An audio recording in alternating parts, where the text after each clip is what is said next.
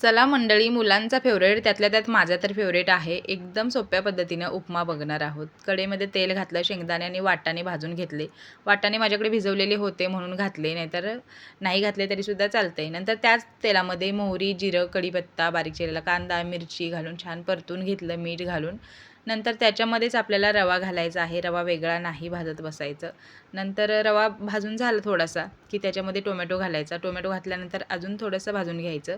नंतर याच्यामध्ये आपण जे शेंगदाणे आणि वाटाणे भाजून घेतले होते ते घालायचे आणि गरम पाणी घालून छान मिक्स करून घ्यायचं. सगळ्यात शेवटी वरून भरपूर सारी कोथिंबीर घालायची. 5 मिनिटासाठी छान लो फ्लेमवरती शिजवून घ्यायचं. आणि कोण म्हणतं स्टीलची भांडी करपतात, मीडियम फ्लेम किंवा लो फ्लेम ठेवायची. अजिबात भांडी करपत नाहीत. बघू शकता फायनली आपला उपमा जो आहे तो तयार झालेला आहे, एकदम मोकळा. रवा आधी भाजायची गरज नाही आहे. तुम्हीसुद्धा हा उपमा नक्की घरी करून बघा. आणि चला सबस्क्राईब करा पटकन.